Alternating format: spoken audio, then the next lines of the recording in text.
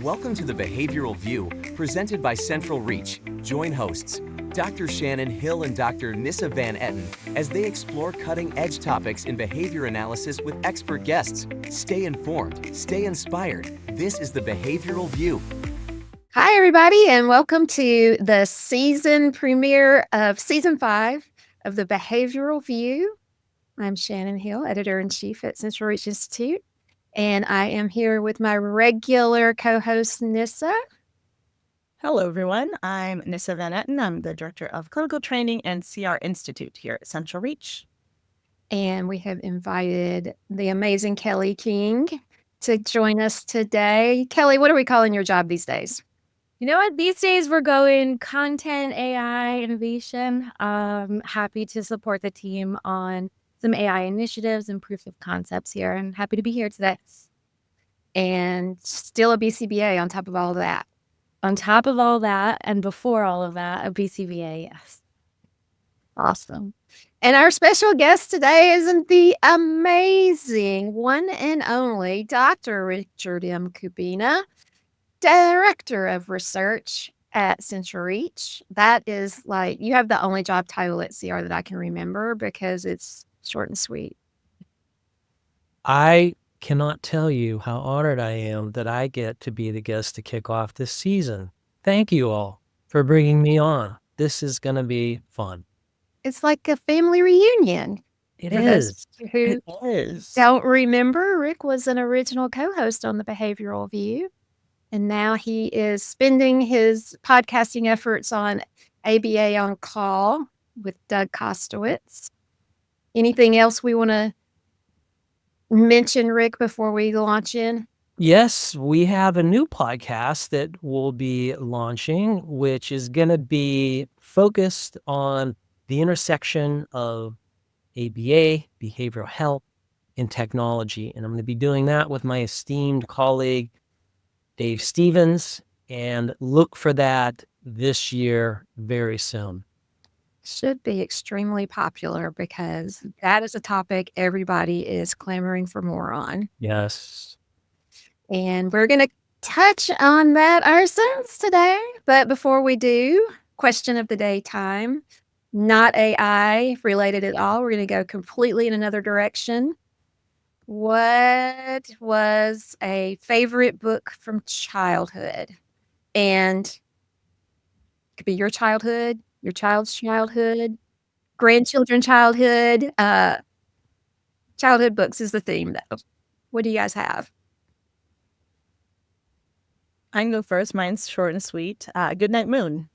It was for my children, not for myself, but it was very, I think, repetitive and like it helped them get to sleep. It was part of our bedtime routine for all three. So it was a nice, just we're going to sit on my lap, I'm going to read Goodnight Moon. And sometimes if it was dark, I could just recite it without looking at the book. It was easy to memorize. Gotta love those. I'll go next. I'll also go the kid direction. And so two books stand out. For one, the book with no pictures. So if anybody's familiar with that book, literally a book with no pictures, varying words. You're supposed to read it as you interpret the random words. And my kids just always got a serious kick out of it, especially my little one, who's the jokester, probably in part because of that book. I'd always defer my husband to read it because it really is a mouthful if you ever try to navigate that. And then for my older daughter, Giraffes Can't Dance. And that was such a sweet book about, finding yourself and finding your crew. And not everybody's great at everything, but once you find that and it's a good fit and it's a passion of yours, go with it. I think there's great parallels to life lessons in that book. And the visuals are really cool too. Giraffes, long, crazy neck, not knowing how to dance. That's great. What about you, Rick? Well, I'm going to date myself and share a book that I read, and there was also, I don't know, I can't remember if I read this first and then it was turned into a television special, or was it television specials first and then I watched it. It was a little story called Puff the Magic Dragon. Oh, yeah. And it's just a delightful story, which at the time you don't really understand what it's about, but just the fantastical elements of little Jackie Draper having this dragon, and of course the theme is about childhood loss and as you grow up, and but just there's a song that was made, a very famous song about it, and it was just remarkable. And when I think back about that book, I think back about my childhood. Mhm. I can sing that one too with you, so I don't think that you're dated at all. In fact, I had it for my son, and I'm thinking it's probably one of the ones that we kept because the illustrations in that book are just absolutely beautiful. Yes. So, I don't know, I could go either way, but I guess I will date myself even further than that because even as a child, I was a nostalgic person. And so I was a Nancy Drew mysteries kinda kid. I Mhm. read all of those, and, my grandmother kept all of those, and I inherited that set hoping that, I would have kids who would also wanna read that, but nope.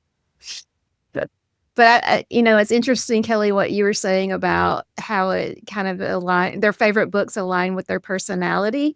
It's still true for me today. Like that Nancy Drew books, I think I could still sit down and read them. It's just sweet and simple and figuring out a puzzle. So that's all about me. You have such a soothing voice that you should read them for others. That should be a thing for you, A Shannon. read along. No, my voice is quite divisive, actually. There's half of you who think I should narrate everything, and then half of our feedback is, "Oh my gosh, she says slowly." Well, we've got great tools to be able to just speed you up a little for those people. That's right. They can That's stop right. complaining and just put you on 1.5 speed. Well, all right, let's pivot on into today's topic, which I really thought it would be a fun thing to invite Rick on to talk about visual inspection, visual analysis as this world that we're living in is changing. And what are we going to see in the future of that? So, Rick, I kind of thought we would start off, if you don't mind, with a little bit of a Rickroll. What's wrong with visual analysis today in ABA? Wow, what a great question. And I don't even know where to begin. I'll start very high level. And that is, we have this, our science that justifies what we do, we call it single case experimental design. And this goes all the way back to Skinner. Skinner did visual analysis.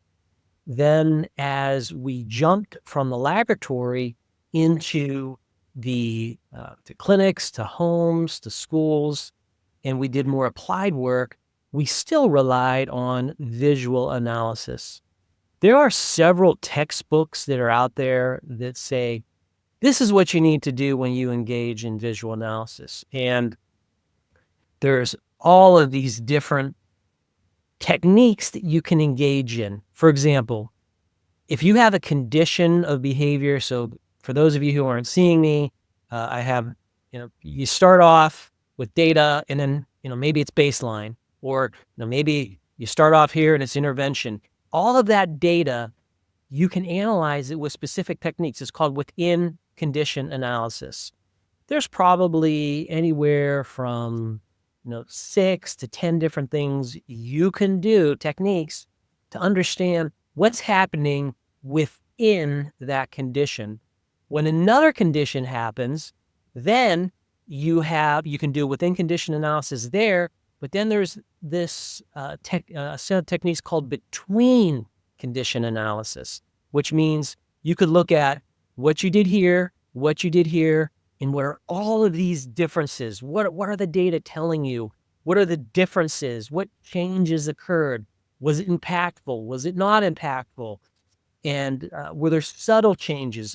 A whole variety of ways you can understand what happened when you did that change. And you take those two, and then there's a third category, which is called overall evaluation and analysis. So you take all of that information and you make a judgment. if I were to give you a list of everything from within to between to analyzing, you probably have 20, 30, depending on what techniques you're doing, maybe 30 different little techniques that you're looking at. And I shouldn't say little, different ways that the data have changed. And all of that leads to you making a judgment. Here's a problem. Almost nobody follows even a tenth of that. My colleague and I did a study, and we looked at, this was a few years ago, we're going to replicate this study, and we looked at JABA, which is our flagship applied journal, and then we just looked at within condition analysis. So we didn't even look at all those other things that I just described, and we said, in this whole volume, which is 4 issues, how many people engage in these techniques, which would be things like what the stability of baseline, do they report on trend, do they report on level, do they report on variability? All of these, those are the basic ones, but there's more that are included in there. And what we found is that the vast majority of people only talked about the changes in level. Like, they weren't even talking about trend. And as I look at data that comes from journals, not just, I'm not going to pick on JABA, you can pick any journal that you'd like and apply this test. You can look at the Cooper book. You could look at any of our textbooks, our single case design books that suggest how you do it. You can get a listing of all of those different techniques that you should be applying. And what you find is nobody's doing them. And in essence, what you find is people say, well, it was low and then it was high. Yay, we did something. Yeah. I'll stop right there because I could really rant on this. But that's a huge problem when we have these people saying, explore all of this richness of your data. And then when you look and see what people are doing, very few people are applying any of that richness to their research. And this, I'm not even talking about clinical work. I'm just talking about what shows up in the research journals. That was going to be my comment. If the researchers aren't doing it, What's happening? what's happening clinically? Yeah. It's harder to access Yeah. a representative sample of what people are doing. For example, if you're on a platform like CentralReach, then maybe we could look at that internally, but to look at this clinically, what folks are doing, who knows? I think the best proxy would be when you go to a conference and you see what are people sharing. Next time you're at a conference, look at the visual analytic techniques that they use. And I do it every time I'm there. And it's no different from what I see in the journals. So, yeah. Isn't there also a study on looking at different practitioners, or it may be researchers? I don't remember if it was academicians or researchers or clinicians, and just showing them the same graph and having them interpret what they're looking at, and just wide disparities. Yeah. So you're moving into a whole nother realm. We have to be critical of our tools. Every science has to be. So when we're having this conversation, we're not beating up on people. We're just saying this is the way the science is, and this is how we can do things and get better. So that is another issue that has a whole set of data, and that is the unreliability of visual analysis. And I could show you the vast majority of articles that are published that look at this show that when you give graphs to folks, we have a hard time agreeing on what is significant and what's not. Now, there are some studies out there where you can find under various, like there's this one article where they looked at Java editors and everyone on the Java board, and they took all these folks and they gave them these things, and guess what? They did pretty good. And it's almost like cherry picking when you get people, and there's arguments in this article where they're like, okay, these are people that have had a lot of training in this, they do it. But nevertheless, now that article is, oh boy, I can't remember the year. Is it 2007? But there's not a lot of articles that are inward looking, that are criticizing what we do. But you just touched upon an issue, and that is if you give many people a graph and you say, is this significant? You're going to find incredible variability. All right. I also touched on a secret word. So our first secret word is reliability for our CEU seekers. reliability. Reliability. I want to take a moment to say I'm very proud of myself because in my preparation for today, I actually came across the same article that Dr. Kubina is referencing here. So it was 2010, if anyone is interested. And consistent visual analyses of intersubject data, I think was the title. But just that, looked at that subset of individuals who have that expertise. And even there, the variability. So I love hearing you speak. I could listen to you all day on this topic. Keep going, right? Keep going.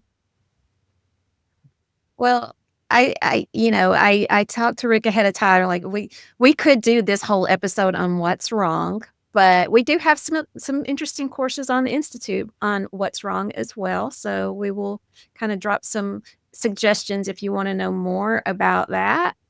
But today, I want to move into something more optimistic about things that are becoming available, tools that are becoming available, especially through the realm of AI, that may be helpful in this arena. So, Rick, what are you seeing out there that gets you excited and hopeful?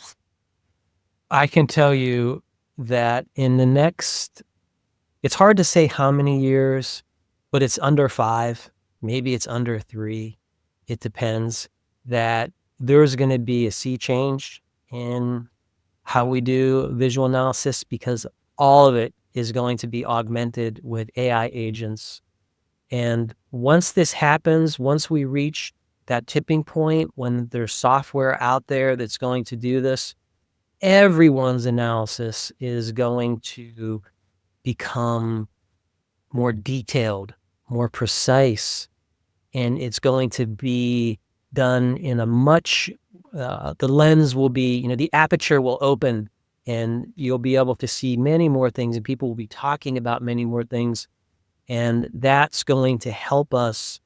And like I said, I don't know when that's going to happen, but we're not talking 10 years out. We're talking probably under 3 years, could be a year at the speed that AI is moving. Who knows? But it's happening. And those agents are just going to change, well, it's already changing our field, but it's going to transform visual analysis. Well, do you think it's going to, is it going to change everything? Like, are we still going to be relying on line graphs? Is that going to be old, like writing on a chalkboard when we now can write digitally? Is that over? Is even the shape and the look and the feel of what our graphs are going to look like going to change? Possibly. I think we're not going to do away with graphs. Graphs are still going to be the vehicle with which the human in the loop is going to look at that and make a judgment. But then they'll have this AI agent that's going to say, here's all of this information for you to consult that is just readily done for you, that your ability to understand what's happening is going to be greatly elevated. And I don't know, there are people who I'll call, it's not my word, but AI doomers. And these are folks that look at AI is going to take over the world. We're going to be automatons. There's all this dystopic thinking that these folks will have. And maybe some of you have run into these people. I run into them quite a bit. And then there's AI optimists. I'm more of an optimist, and I think technology is going to be helpful. But maybe that reflects my personality. Who knows? We'll just see what happens in the future. So to answer your question, if we had a software so my colleague Dave Stevens and I, we created Chartlytics, which is now Precision X. That software allowed people to access precision teaching, which involves a standard acceleration chart. the big lesson I learned is so many people would do precision teaching on that system if you made it easy for them. And the same thing's going to happen with these AI agents. Many more people are going to engage in this deeper visual analysis if they have this automated help. And there's nothing wrong with that, because we're not turning this over to AI and saying, AI, make these decisions. AI, all the AI is going to do is, for example, if you look, there's something called the immediacy of effect. So in between condition analysis, you can look at the last data point and the first data point. There's other ways of doing it. You can look at like the last three and take the average, the top three. Any rate, what is the difference from here to here? And that gives you one idea. If that's done for you and it's in this report, you can just look at it and confirm, yes, this happened. You can look at the trend line here, the trend line here. Where is it here? Which way does it look? That AI is going to automate it and do it for you and put it right in that report. So I don't think that it's going to completely wipe away our ability to interact with that data, because we need to interact with that data. We need to make judgments, and the AI is going to automate all of these things that, frankly, people might not even know about. There's a lot of folks that go through programs and maybe they just had one class on visual analysis and they didn't even get to really practice visual analysis. And we can't blame folks who are in the field that weren't given the opportunity to learn all of these different things. But if all of a sudden they have AI that's helping them, they can learn what these things mean, they can interpret those things, then they can do much better in terms of their analysis. So that's my optimistic look on it, and I think that's what will likely happen. I'm starting to think that maybe I have extrasensory perception, because our second secret word is immediacy. IMMEDIACY. I just love the way you talk about it, Rick, because I think that's exactly what AI can and should be doing, right? Knowing that we have a lot of young professionals in the space who are going through their graduate program with all of the requirements to understand what it's going to be like when they come out. That's something that I hear often for people accruing hours is, I don't even know what to expect to become a BCBA, time management, scheduling, parent training. I've never heard them bring up visual instruction or data analytics. But I've also heard them say, I don't think my program was wonderful. There are some things that I'm missing. I don't know what I'm missing. And a lot of these individuals are also using platforms such as ours here at CentralReach, where the line graphs, the data are presented for them, but there isn't this language of level, trend, immediacy, variability that is added on there. So what they're doing is saying, oh, this, I'm speaking from a clinical perspective, this particular learner, we applied this program and, they met 80% criteria across two individuals. That is kind of the bare minimum of what we should be doing as clinicians. We should be talking about the immediacy, we should talk about baseline. And if, we baselined a number of skills out, and that learner immediately demonstrated the skill, and how many of those were happening within the assessment. There are a number of areas that I think AI can become support and teacher or guidance to say, hey, did you consider talking about this? Or did you consider the high rate of variability could be due to all the outliers you might have put into the data points? These things are not within the purview, because a lot of the technicians, clinicians out there currently are using a digital platform. It's just a plug and go. I've got my platform hitting plus and minus, and then it populates the BCBA, takes the visual, the PDF, drops it in, does a little blurb, goals mastered, move along. We could be doing so much more. And with all of the constraints of the role of a behavior analyst, I think AI is going to help as a support to spotlight some things that we're missing as skills. I was just going to jump on and say, even someone's doing a presentation somewhere, I can't remember where, but this is also a line of research where people are looking at mastery criterion, and they're showing if you get to mastery criterion, you really haven't mastered it. And that's because it's percent correct data. You can program the AI to look out for this, like, hey, this person's taking mastery data, they're getting to 80%, it's percent data, mark that, and if this person struggles, this could be a potential issue. And that's what people were showing with. So again, these are things, to your point, that can help supplement and support folks who are new and even the veterans in the field, because as humans, there's only so many things we could pay attention to, and the vast array of information that could help us be doing even better can be there with AI and help us make more informed decisions. I know that one of the big value adds with Precision X is that you're looking at the data point by data point, and making a decision with every data point instead of retroactively. I'm curious, are there skills that we're going to be needing to develop in RBTs as we get more information available right here, right now, in the moment?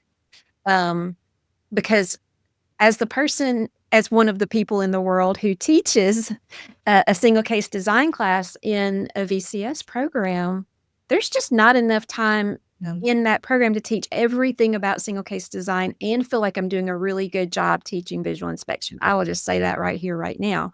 But also RBTs, they don't get much of that at all. Maybe some introduction to the concepts, but in terms of making decisions of when to make a change in how you're delivering treatment in a session, that's a struggle point, I believe. Field-wide, you can look at, and I haven't seen a lot of data on this, but I've seen some. You can break data consumption in analysis and decision-making in two ways. When we talk about research, we're oftentimes looking at historical data in the sense that this happened.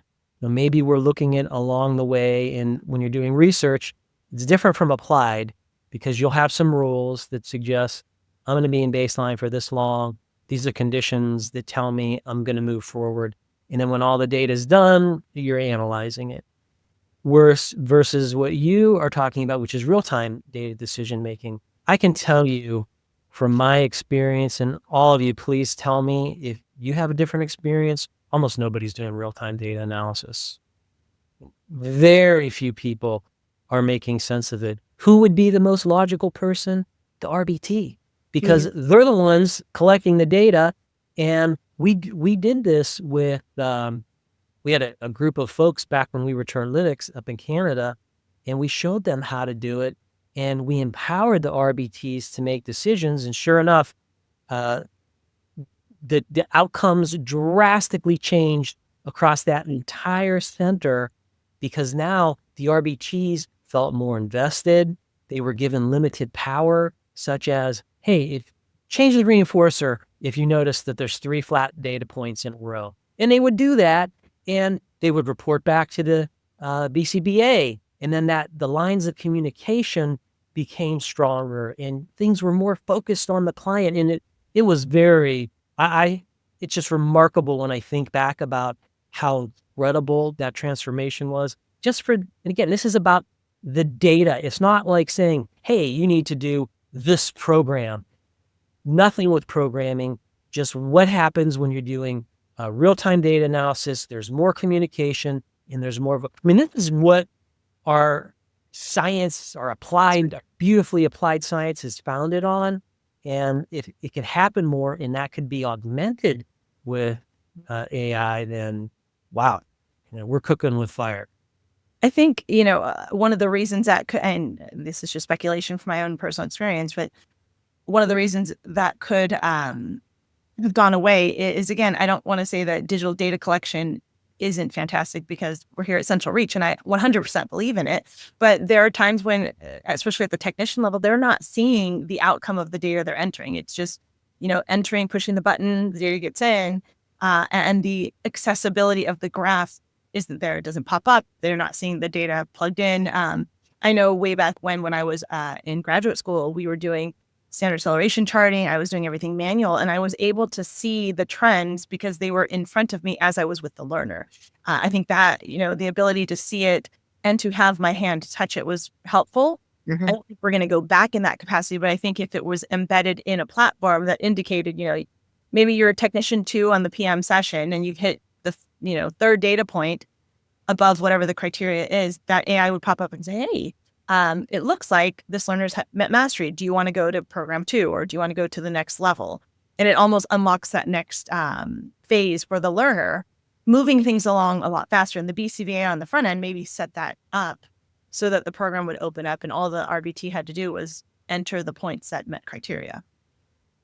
I love your point on the clinical oversight of the BCBA and the awareness to set the occasion for if there's an agentic system, right, that alerts more real time than we're experiencing at current to here's some things to look out for. Here's some things to be mindful of. And we're upskilling the clinician throughout, right? So we're using that as a co-piloting tool to teach and better inform. So I know, in the arena and the space of AI and ABA, there's a lot of concern on, are we de-skilling? Are we automating processes that shouldn't be? And I think the conversation here is so optimistic, and I tend to go that direction with AI and ABA as well, because we're really thinking about how can we strengthen the field through these efficiencies, and how can we do it in a way that doesn't take away from the client clinician experience, right?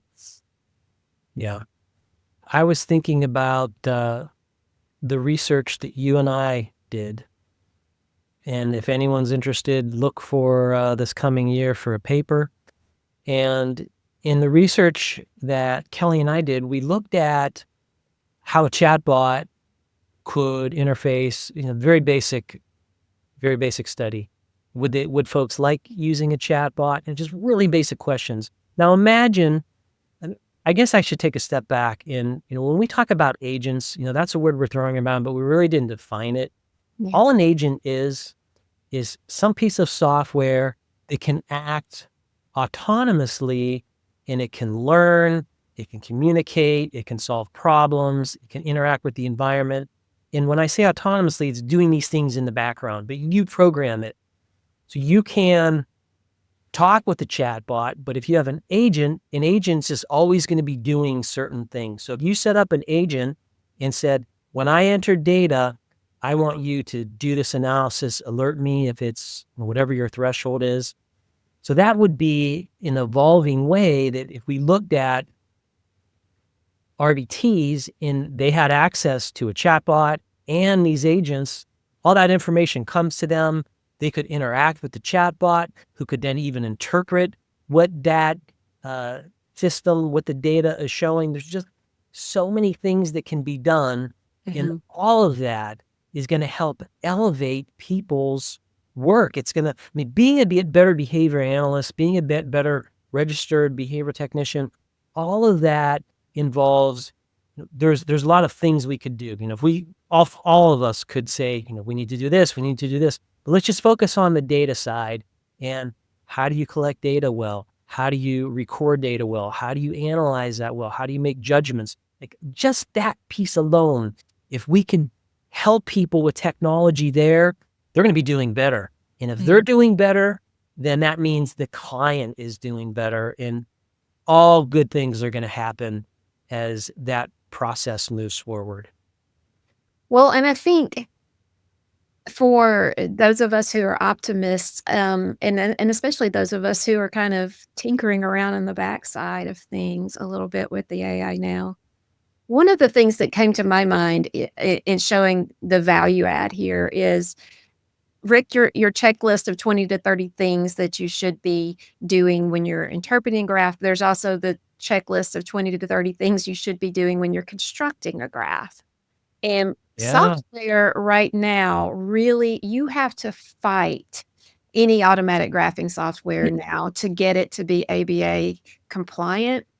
And I just know when we were creating Knowledge Builder and just trying to get examples and trying to do everything the right way, how much time that took.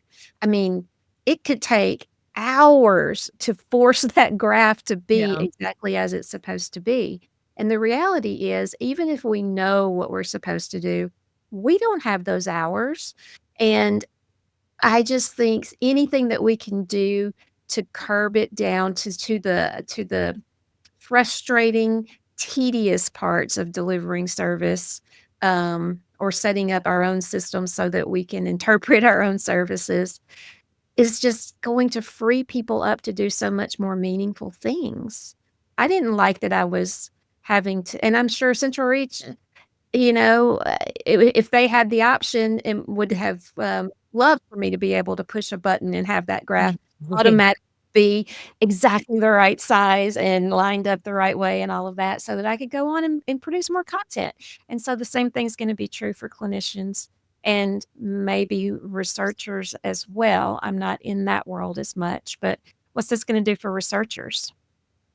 Well, you now hit upon another huge area of problems with visual analysis, and that is standardization versus non-standardization. And you're talking specifically about graph construction. And this is something that our field should be looking into this. The BACB or the boards of Java or maybe ABAI, I don't know who it is, but someone needs to say, looking very seriously at the way we construct graphs, because that's the interface in how we make decisions, how we understand. That visual picture tells us, and it's very easy to manipulate that to show that if you stretch out the axes, like, oh, wow, my data went from this to this. Oh, they're doing great. Let's keep on going. And here's an analogy I like to use. Let's say that you asked a bunch of people, how should you dress for the winter? The folks that live in Florida are going to have one example. The folks who are up east are going to have another example. And everyone you ask is going to have a different example. Even if you go to the people in northern Michigan, you're going to get variety. Everyone's going to have different ideas on how to dress for the winter. Who's right? Well, if you actually had some kind of specification that said, you know what, when you dress for the winter, you need to have your body temperature needs to be at X, your hands need to be at X, your feet, your vision, all of these things. If we had that specification, that output, then we come up with a standard way to dress so everybody would have that particular outcome. It's the same thing with graphs, and it's the same thing with anything. If you standardize what we want from graphs, we should have the outputs, then we could come up with a standard way of looking at it. And frankly, when everyone creates a different graph, very challenging to understand what is that data telling us, because you're always looking at it differently. If let's pretend that the scale goes from 1 to 3 and someone else has that same data on a scale from 1 to 30, it's going to be vastly different. And the judgments that you make, the visual analysis, all of that is going to be different. If we could get software to help standardize that, number one, that would be great clinically, but I feel that this is a field-wide issue. We need to have people that say this is important. We need to have people that recognize the problems that we've had historically. And I've done some research on this. My research shows, and it matches what we get with what we talked about earlier. Where does this unreliability of visual analysis comes from? It comes from everybody using a different graph and not knowing what the heck that they should be able to, what is significant? What is a significant trend? Tell you that, because a significant trend from 1 to 5, from 1 to 50, from 1 to 500, it's always shifting. And our field just says, you know what? It's okay. We'll just go with it. And nobody's making a mistake about it other than me. Yeah. We'll be able to. Again, I know I'm ranting here, but if you know about these issues, you on a personal level can understand that, and you can jump and you can do better with your visual analysis. I wouldn't call it a rant. I call it a rickroll, and it is passion unleashed, and it's for good.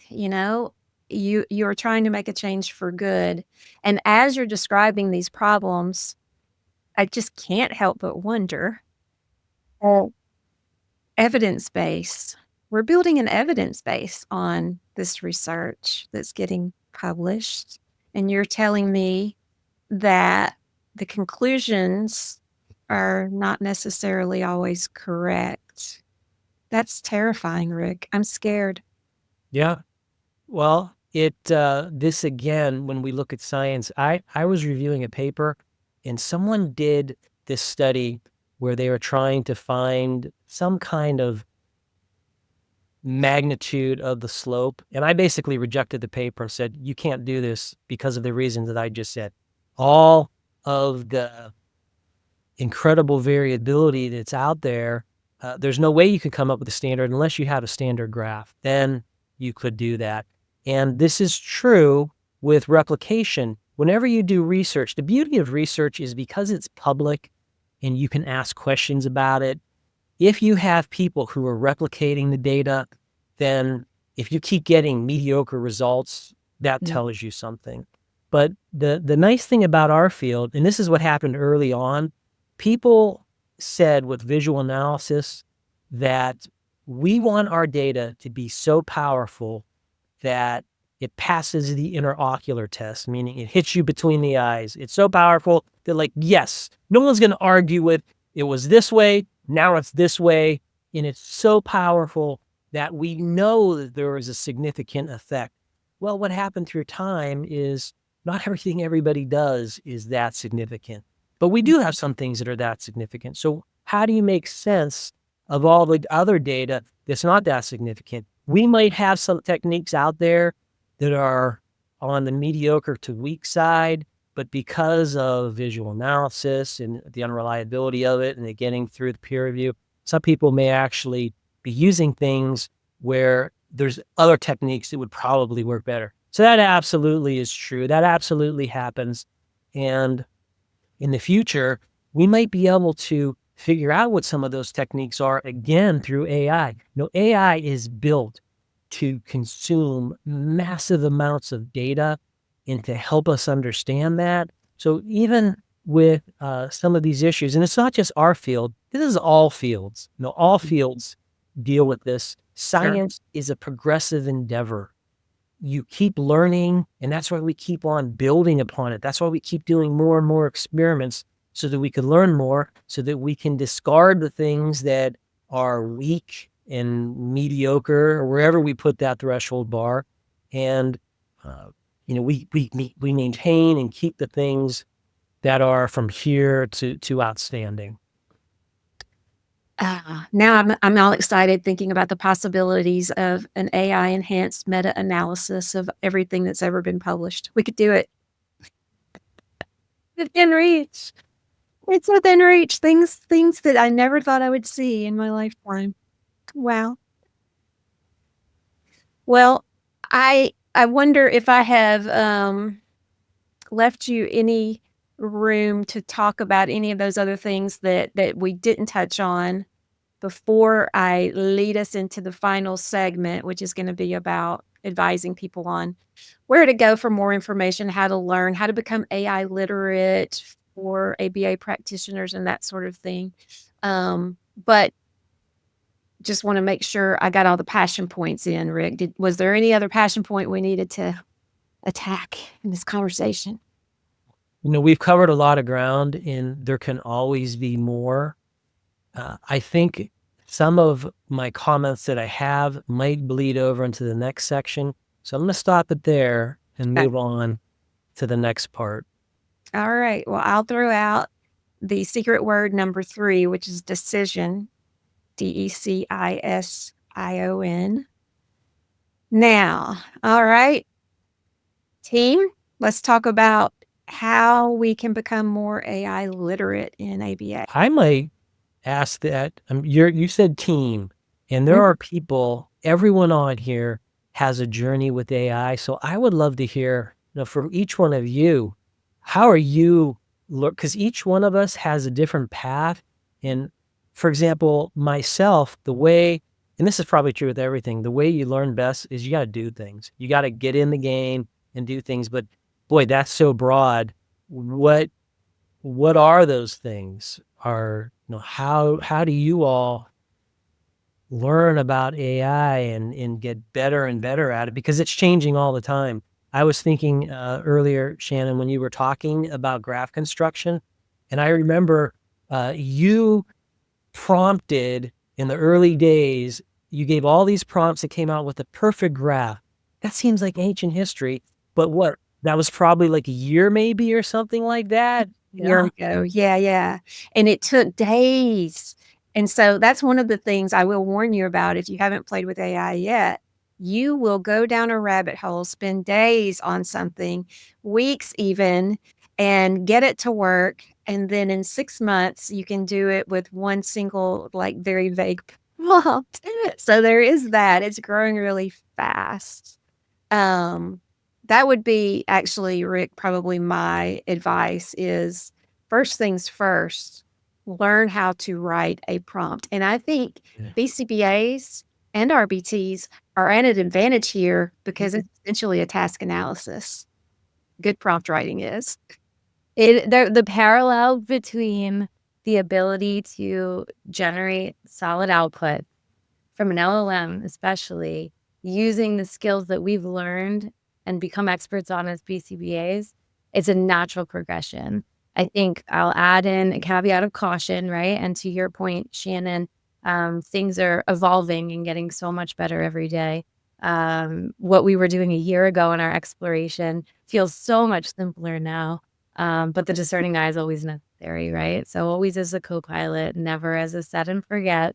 But I think the constant iterative learning is like where I've definitely geeked out myself, 18 months, 2 years ago when we started some of these exploratory journeys, there wasn't a lot beyond trial, error, failure, success, rinse and repeat. And now I think our field's doing a really good job of trying to expand and increase literacy around AI tooling and how it can touch on the field in an ethical and sound way. So, to me, just like any other scope of competency build that a professional would want, seek out those opportunities, instances such as these. I know there's good webinars and some conference circuits too. But really for me, it's like staying present. We're building an internal workflow. Shout out to some of my awesome colleagues on the AI team here at CentralReach to automate some alerting to us on what's new and upcoming in AI and ABA, and building a little agentic workflow to do just that so that we can stay current without having to scour the internet day in and day out.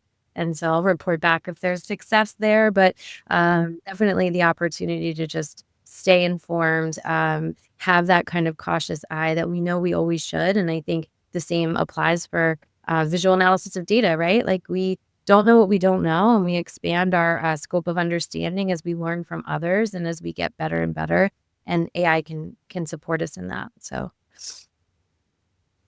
I think my journey has been, I'm probably the most novice user of AI on this team. While I am a user, I think my journey was trained and taught by Kelly and Shannon. It was, they were talking about it, they were using it, and I hadn't gotten in. And then I got my login to a couple of our AI agents here, and I played with them. And then I had to meet with Shannon to understand why the outputs weren't the way I wanted. And she walked me through some prompting and feedback.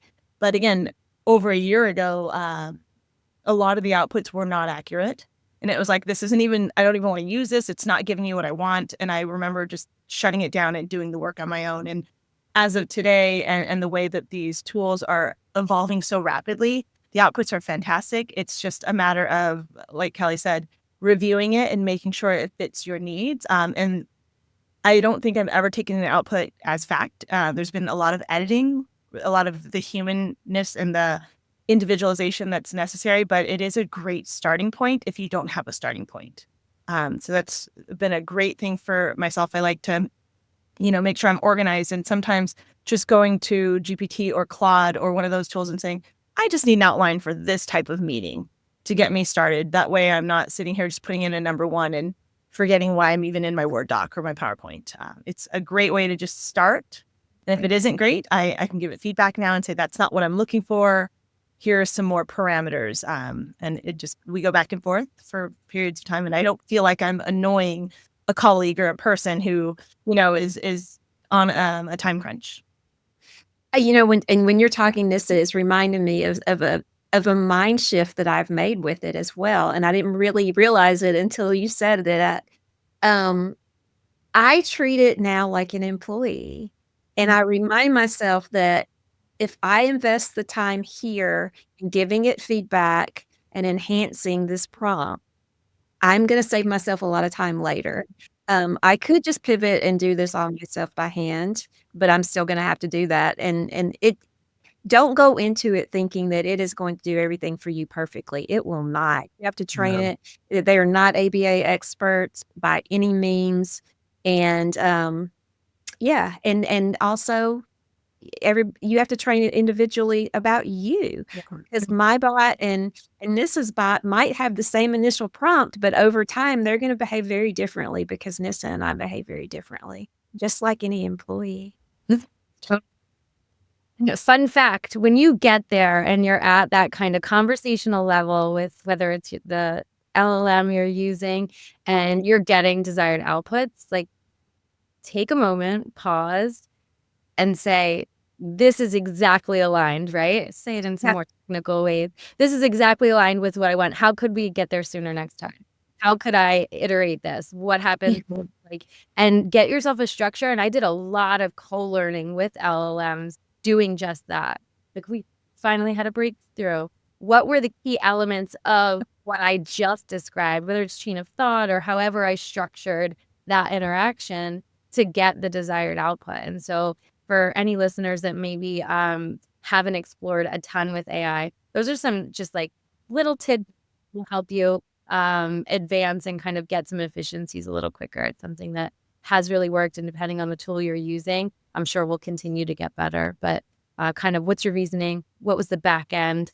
Show me more. I know I'm not a coder by design. I'm not somebody that has learned that. I've definitely learned quite a bit and have dove in the past 2 years. But when I use ChatGPT, I see what's happening in the background. There's a little toggle feature. You can watch its thinking. And even through that, I've just learned a ton where key elements of like, oh, I want to learn more about this. And then I take it, I pivot, take 15 minutes, digest what that meant in a more technical way. And I think it's improved my interaction. So little tangent there, but a takeaway that maybe will help somebody.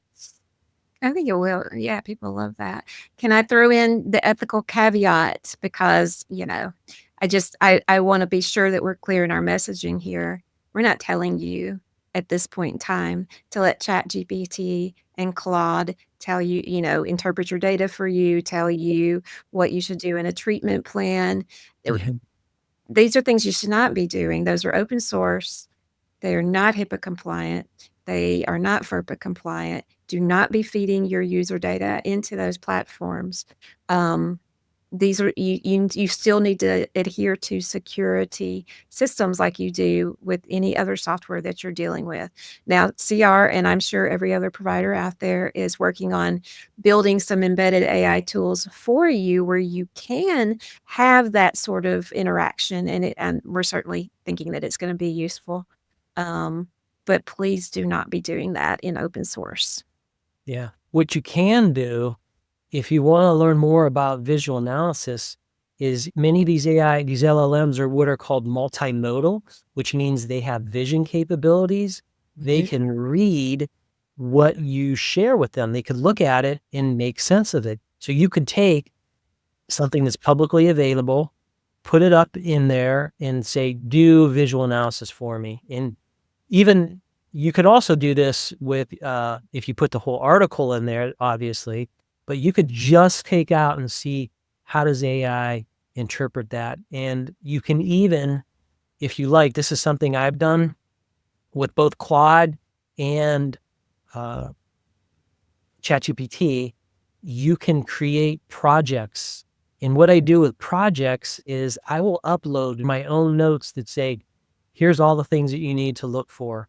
And then when you upload it, it's going to focus on those articles and those rules that you give it, and it's going to give you the analysis. And I found that very helpful. So that's another way that you can do these things on your own. Yeah. Well, now this is the first semester that I spent the first class in my single case design class talking just the whole thing pretty much was about use of AI tools for students and what's acceptable and what's not. And we got really, really crystal clear on what you should do, what you can't do, and why. Not just that we don't, not just because it's cheating in a course to do what Rick just said. Your course is on you're supposed to visually inspect this graph. But again, this is a sidekick for you. This is a co-pilot for you. You will not know if your AI employee is doing their job correctly if you never learn how to do those things yourself. So students out there who are listening, just because you can doesn't mean you should. Be careful. You still need to learn this information for yourself. Yeah. Rick and Nissa, are you guys, how are you guys handling this in the classroom?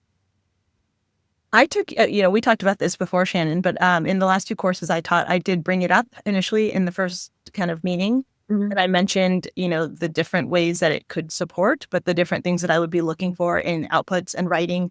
I've also shifted all of my discussion posts and writing samples to include the individual's clinical experience. So they do have to talk about their own work and how the topics that we're discussing relate to their work and their workflows and their experiences, which hasn't improved from the last course because I'm seeing a lot more of their anecdotal information, which is really, in the course I taught previously, I was able to catch the anecdotal use with AI because it wasn't matching with the storyline and what the outputs were providing.